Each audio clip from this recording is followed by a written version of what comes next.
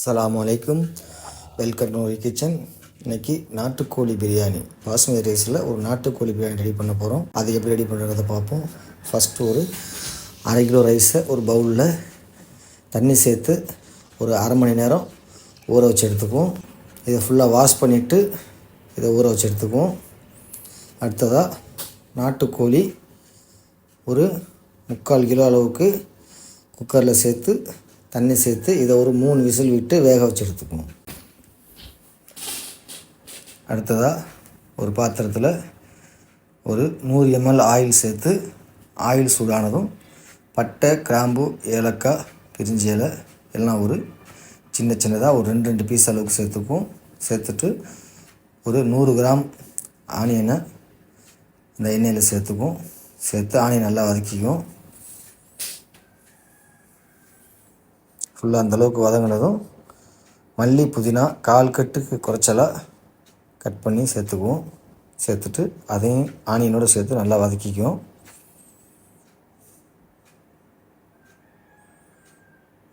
அதோட ஒரு சின்ன பச்சை மிளகாவை கீறி அதையும் சேர்த்துக்குவோம்.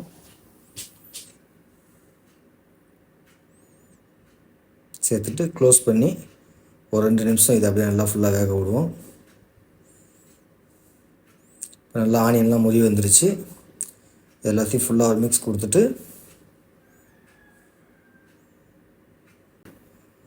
அடுத்ததாக இஞ்சி பூண்டு பேஸ்ட்டு ஒரு 4 டேபிள் ஸ்பூன் அளவுக்கு சேர்த்துக்குவோம். சேர்த்துட்டு இதையும் நல்லா ஃபுல்லாக ஒரு மிக்ஸ் கொடுத்து அந்த இஞ்சி பூண்டுடைய பச்சை வாடை மாறுற வரைக்கும் இதை வதக்கிக்குவோம். இதை க்ளோஸ் பண்ணிவிட்டு ஒரு 2 நிமிஷம் இதை நல்லா வதக்கிக்குவோம். அந்த இஞ்சி பூண்டு சேர்த்து ஒரு 2 நிமிஷம் ஆகிடுச்சு. அந்த பச்சை வாடையெல்லாம் மாறிடுச்சு. ஃபுல்லாக ஒரு மிக்ஸ் கொடுத்துட்டு தனி மிளகாய்த்தூள் ஒரு 3/4 டேபிள் ஸ்பூன் அளவுக்கு இதில் சேர்த்துக்குவோம். சேர்த்துட்டு அதையும் ஃபுல்லாக ஒரு மிக்ஸ் கொடுப்போம்.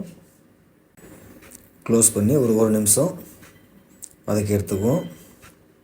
1 நிமிஷம் நல்லா அந்த மசாலாலாம் எண்ணெய் பிரிஞ்சு வந்துருச்சு. இப்போ இந்த ஸ்டேஜில் ஒரு 100 கிராம் அளவுக்கு தக்காளி இது மாதிரி நைஸாக சாப் பண்ணி சேர்த்துக்குவோம். சேர்த்துட்டு ஒரு மிக்ஸ் கொடுத்து அந்த தக்காளி நல்லா மசிகிற அளவுக்கு க்ளோஸ் பண்ணி ஒரு 2 நிமிஷம் வேக விடுவோம். 2 நிமிஷம் ஆகிடுச்சு. தக்காளி நல்லா ஓரளவு மசிஞ்சு வந்துருச்சு. இதை ஃபுல்லாக ஒருத்தர மிக்ஸ் கொடுத்துட்டு ஒரு 100 கிராம் அளவுக்கு தயிர் சேர்த்துக்குவோம். தயிர் சேர்த்து இது எல்லாத்தையும் ஒருத்தர மிக்ஸ் கொடுத்து ஒரு நிமிஷம் இதை க்ளோஸ் பண்ணி வேக விட்டு எடுத்துக்குவோம். தயிர் சேர்த்து ஒரு நிமிஷம் இதை வேக விட்டுருந்தோம். இப்போ இந்த ஸ்டேஜில் நம்ம வேக வச்சு எடுத்துருக்கிற அந்த சிக்கன் பீசஸை இந்த மசாலாவோடு சேர்த்து ஃபுல்லாக மிக்ஸ் பண்ணிக்குவோம். சிக்கன் அந்த மசாலாவோட பிரட்டி ஒரு 2 நிமிஷம் அப்படியே வேக விட்ருவோம். நல்லா வெந்துருச்சு. இப்போ நம்ம அந்த சிக்கன் வேக வச்ச தண்ணியை அதில் சேர்த்துக்கிறோம். 400 ml அளவுக்கு நம்ம இதில் தண்ணி சேர்க்குறோம். 1/2 கிலோ ரைஸுக்கு 400 ml தண்ணி சேர்த்து எல்லாத்தையும் ஃபுல்லாக ஒரு மிக்ஸ் கொடுப்போம். இப்போ இதுக்கு தேவையான உப்பு இதில் சேர்த்துக்குவோம். சேர்த்துட்டு ஒரு ஃபுல் மிக்ஸ் கொடுத்துருவோம்.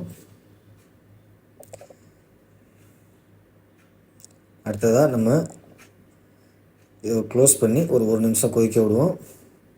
இப்போ இன்னொரு பாத்திரத்தில் தண்ணி வச்சுருந்தோம். தண்ணி நல்லா கொதி வந்துருச்சு. இப்போ நம்ம வாஷ் பண்ணி ஊற வச்சுருந்த ரைஸை இதில் சேர்த்து அதோட அதுக்கு தேவையான உப்பையும் சேர்த்துருவோம். கொஞ்சமாக ஆயில் சேர்த்துக்குவோம். ஆயில் சேர்த்து இதை க்ளோஸ் பண்ணி ஒரு கரெக்டாக ஒரு 3 நிமிஷம் இதை கொதிக்க விடுவோம்.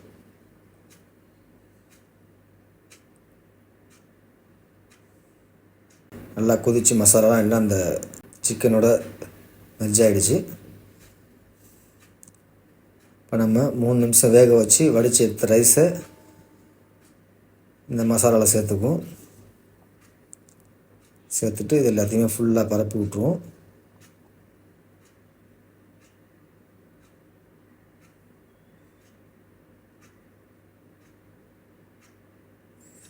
இந்த மாதிரி லைட்டாக அலக்கி விட்டு அந்த பீசஸ்லாம் அப்போ கீழே இறங்கிடும். இந்த ஸ்டேஜில் கொஞ்சமாக நெய் சேர்த்துக்குவோம். ஒரு 1.5 டேபிள் ஸ்பூன் அளவுக்கு நெய் சேர்த்துட்டு இதை க்ளோஸ் பண்ணி தம் போட்டுருவோம். கரெக்டாக ஒரு 20 நிமிஷம் இதை க்ளோஸ் பண்ணி அடுப்பு லோ ஃப்ளேமில் வச்சு தம் போட்டு எடுத்துக்குவோம். இப்போ 20 நிமிஷம் கழித்து ஓப்பன் பண்ணிட்டோம். இப்போ எல்லா ரைஸும் கரெக்டாக வெந்து கரெக்டாக பக்காவான பதத்துக்கு வந்துச்சு. இது எல்லாத்தையும் ஃபுல்லாக மிக்ஸ் பண்ணிவிடுவோம். அந்த மசாலாவோட அந்த ரைஸை மிக்ஸ் பண்ணிவிடுவோம்.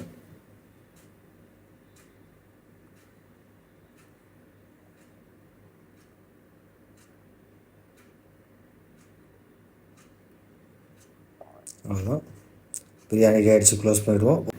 சிக்கன் நாட்டுக்கோழி பிரியாணி ரெடி ஆகிடுச்சு. இதே மாதிரி நீங்களும் ட்ரை பண்ணி பாருங்கள். பிடிச்சிருந்தால் லைக் பண்ணுங்கள், ஷேர் பண்ணுங்கள், கமெண்ட் பண்ணுங்கள், மறக்காமல் சப்ஸ்கிரைப் பண்ணுங்கள்.